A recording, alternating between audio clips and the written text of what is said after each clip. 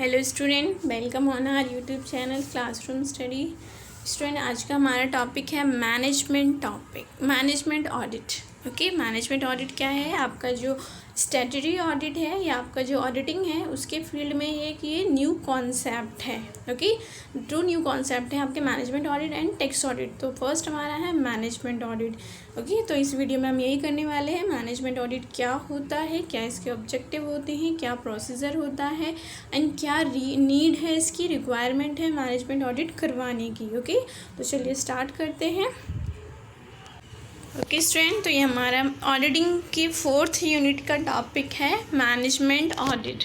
Okay, management audit as the name suggest, management means क्या होता है? ऑर्गेनाइजेशन को मैनेज करना। ओके, तो ऑर्गेनाइजेशन को मैनेज करने के लिए डिफरेंट पॉलिसीज़ होती हैं, प्रोसीजर होता है, स्ट्रैटेजीज़ बनाते हैं। आपके मैनेजमेंट डिपार्टमेंट होता है ना एक, जो आपका 3 लेवल पर होता है, top level, middle level and lower level. तो वो तीनों लेवल जो है वो कैसे अपनी रिस्पॉन्सिबिलिटीज़ को, अपने फंक्शंस को परफॉर्म कर रहे हैं या नहीं, या परफॉर्म कर रहे हैं तो कितना उनकी एफिशिएंसी है, या मैनेजमेंट करने के लिए कंपनी के लिए जो पॉलिसीज़, जो प्रोसीजर्स बनाए गए हैं वो सही से फॉलो हो रहे हैं या नहीं, ये ही चेक करते हैं आपके मैनेजमेंट ऑडिट में। ओके, मैनेजमेंट डिपार्टमेंट का एज ए पर्टिकुलर डिपार्टमेंट, क्योंकि आपको पता है हर एक कंपनी में डिफरेंट डिपार्टमेंट्स होते हैं, purchase department, sales department, finance department, production department. तो हर एक डिपार्टमेंट वाइज भी हो सकता है मैनेजमेंट ऑडिट, या फिर एज ए होल ऑर्गेनाइजेशन भी हो सकता है कि मीन्स एक कंपनी में जो एक डिफरेंट पर्सनल डिपार्टमेंट होता है ना आपका मैनेजमेंट डिपार्टमेंट, HR डिपार्टमेंट, उसका ऑडिटिंग करवाना ही आपका मैनेजमेंट ऑडिट होता है। ओके, तो चलिए देखते हैं इसका मीनिंग क्या है और इसकी डेफिनेशंस क्या है। सो फर्स्ट है मीनिंग क्या है आपका मैनेजमेंट ऑडिट का? Management audit is attempts made to evaluate various management functions and process and a detailed critical review of all the objects, policies, procedures and functions of management is made with a view to bring about an overall improvement in managerial efficiency. Okay, तो management audit क्या है आपका? Management जो आपके होते हैं, management department के जो भी फंक्शंस हैं, उनकी जो भी पॉलिसी स्ट्रैटेजीज़ बनाई हैं, उन सबको उन्होंने सही से परफॉर्म किया है पर्सन्स ने, रिस्पॉन्सिबल पर्सन ने, या नहीं किया है, क्या कोई मिस्टेक्स रही है, ओके, क्या कहीं कोई कमी है, तो उन सबको डिटेक्ट करना ही मैनेजमेंट ऑडिट का मेन पर्पस होता है या मैनेजमेंट ऑडिट होता है। ओके, देन डेफिनेशन है आपका मैनेजमेंट ऑडिट का। According to Leslie R Howitt के according, an investigation of a business from a highest level downward in order to ascertain whether the sound management prevails throughout, thus facilitating the most effective relationship with outside world and most efficient organization and smooth running of internal organization. Okay, so क्या है आपका management audit? Investigation करना, किसके regarding investigation करना? Management department का, management का, from the highest level to downward. Okay, from highest to lower level तक हर एक लेवल पर डिटेल इन्वेस्टिगेशन करना कि जो मैनेजमेंट डिपार्टमेंट है उन्होंने अपने फंक्शंस को, अपनी रिस्पॉन्सिबिलिटीज़ को सही से परफॉर्म किया है या नहीं, उन्होंने सही रिलेशंस क्रिएट कर रखे हैं विद इन दी ऑर्गेनाइजेशन और outside the organisation. Means outsider जो बिजनेस है के जो रिलेटिव्स होते हैं, मतलब जैसे इन्वेस्टर्स हैं, क्रेडिटर्स हैं, सप्लायर्स हैं, उनके साथ सही उन्होंने रिलेशंस बनाए हैं या नहीं, कंपनी को वो सही तरीके से स्मूथ वे में चला पा रहे हैं या नहीं, वही इन सब चीज़ों का इन्वेस्टिगेशन करना ही आपका क्या है? मैनेजमेंट ऑडिटिंग है। Okay, then second definition given है आपका अकॉर्डिंग टू WP लिनॉर्ड के अकॉर्डिंग। क्या है management auditing? A comprehensive and constructive examination of an organisation, structure of a company, institution or a branch of government or any component thereof, such as division, department and its plan, objective, it means of operations and its uses of human and physical facilities. Okay, according to WP लिनॉर्ड क्या है? एक comprehensive and constructive examination है, किसका? किसी भी business का, किसी भी ऑर्गेनाइजेशन का, किसी भी इंस्टीट्यूट का, whether it is a private और गवर्नमेंट कंपनी भी हो सकती है, इंस्टीट्यूशन भी हो सकता है, कुछ भी हो सकता है। तो उसमें क्या चेकआउट करते हैं? कोई भी डिपार्टमेंट हो सकता है या कोई भी पर्टिकुलर डिवीज़न हो सकता है, जैसे परचेज डिपार्टमेंट का करना है मैनेजमेंट ऑडिट। ओके, फिर उसके पर्टिकुलर डिपार्टमेंट को अगर सिलेक्ट कर लिया तो उसके बाद उसकी प्लान्स को देखा जाएगा, उसकी पॉलिसीज़ को देखा जाएगा, मैनेजमेंट करने के लिए क्या प्रोसीजर फॉलो किया गया, क्या स्ट्रैटेजी बनाई है ये देखेंगे, और उनके क्या ऑब्जेक्टिव्स रहे हैं ये देखेंगे। ओके, तो इन सब चीज़ों को चेक करना ही क्या है आपका मैनेजमेंट ऑडिट है, ताकि कंपनी जो है, ऑर्गेनाइजेशन जो है वह स्मूथली चलती रहे और आपका एफिशिएंटली परफॉर्म कर सके। Okay, so in short we can say management audit on the basis of established standards examine, review, appraise the various policy and actions of the management. Okay, जो स्टैंडर्ड डिसाइड करते हैं ना कि कितना performance होना चाहिए बाय एन पर्टिकुलर एम्प्लॉय, तो उस स्टैंडर्ड के बेसिस पर परफॉर्म चेक करना मैनेजमेंट। ओके, कि जैसे आपका मैनेजर को एक पर्टिकुलर ईयर में अगर सपोज़ कि इतना प्रोडक्शन करना है, 10,000 यूनिट्स बनानी है, तो क्या एक्चुअल में उसने कितनी बनाई है, उनका कॉम्प्रिहेंसिव स्टडी करना ही क्या है आपका मैनेजमेंट ऑडिट है। फाइन, देन है आपका ऑब्जेक्टिव्स ऑफ और एम्स ऑफ मैनेजमेंट ऑडिट। करवाने का क्या ऑब्जेक्टिव्स होते हैं, क्या पर्पस होते हैं। So following are the purpose. First, to ensure that sound objectives are set up by the management. ये चेक करना मैनेजमेंट ऑडिट के थ्रू कि जो मैनेजमेंट है उसने सही ऑब्जेक्टिव्स बनाए, मतलब ऑब्जेक्टिव्स जो है ऐसे हैं जो एक्सेसिबल है। ओके, मतलब फेजिबल है, जिनको कि अचीव किया जा सकता है। ओके, ऐसे ना हो आप इम्पॉसिबल टास्क आपने डिसाइड कर रखा है ऑब्जेक्टिव जो कि अचीव करना पॉसिबल ही ना हो। ओके, सही ऑब्जेक्टिव्स बनाए मैनेजमेंट में या नहीं, फर्स्ट ऑफ ऑल यही देखना मैनेजमेंट ऑडिट का पर्पस है। Second, to reveal any irregularities or defect in the process of management and to suggest improvement to obtain the best result. Okay, management जो process है, अगर उसमें कोई भी प्रॉब्लम है, कोई भी कमी लगती है, उनको रिवील करना, ओके, उनको बताना और फिर उनके लिए सजेशन देना है, पॉसिबल क्या सोल्यूशन हो सकता है इन प्रॉब्लम के लिए, वो भी सजेस्ट करता है आपका management auditor.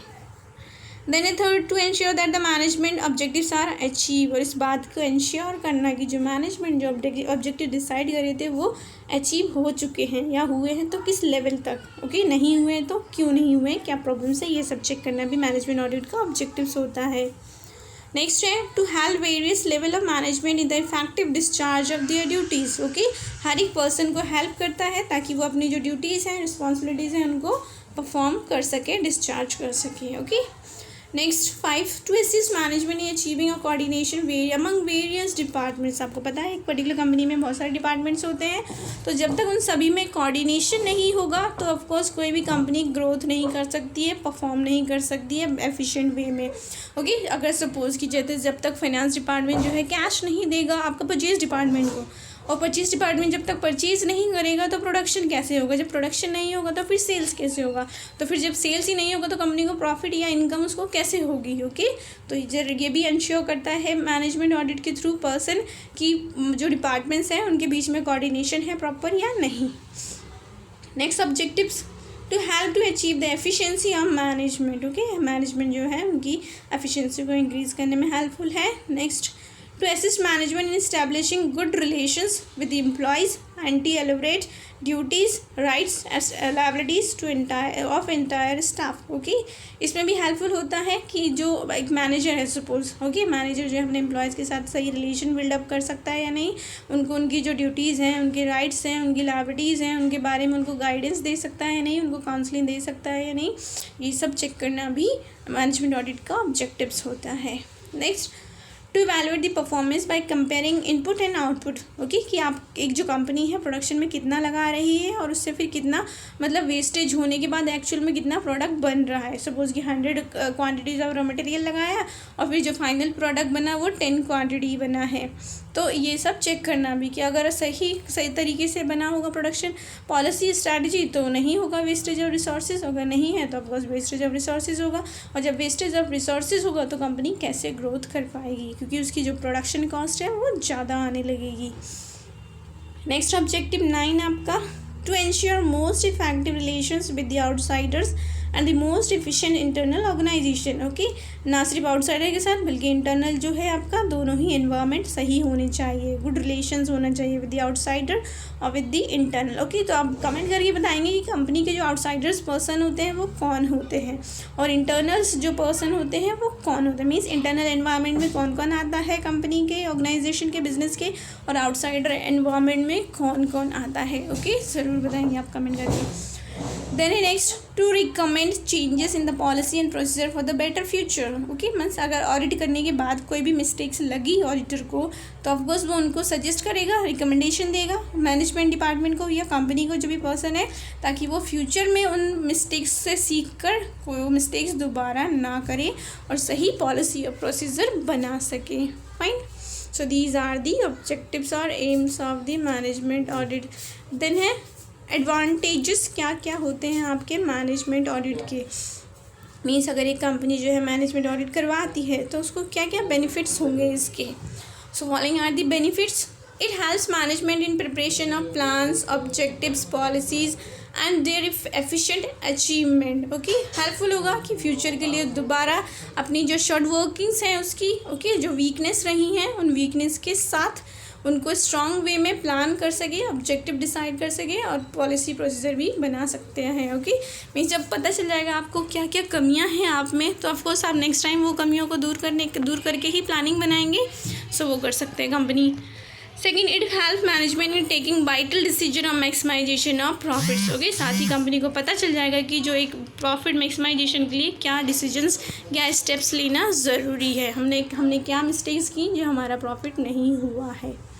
Next, it help the management in strengthening it's communication system with in and outside the business. Okay, business जो है अपना कम्युनिकेशन सिस्टम भी डेवलप कर सकता है। ओके, उसको पता चल जाएगा क्या क्या मिस्टेक्स है इसमें, क्या क्या प्रॉब्लम्स है, तो उनमें वो इम्प्रूवमेंट करके ना सिर्फ अपना इंटरनल कम्युनिकेशन सिस्टम बल्कि आउटसाइड विद द वर्ल्ड के साथ जो भी उसका कम्युनिकेशन सिस्टम है उसको भी इम्प्रूव कर सकता है। Fine.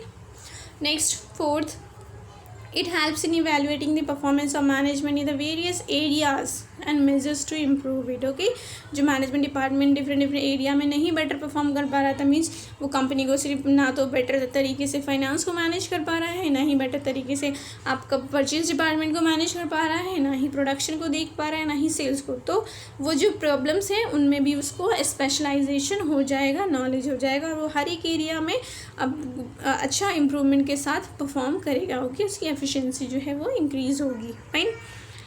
Next, it can help management in preparation of budget and resource management. Okay, उनको पता चल जाएगा कि कितना एक्सपेंसेस रिक्वायर्ड हुआ है, कितना उनको फाइन रखने की ज़रूरत है, तो वो अपना बजट भी बना सकते हैं, ना सिर्फ कैश के रिगार्डिंग बल्कि ह्यूमन रिसोर्स के बारे में भी। ठीक है।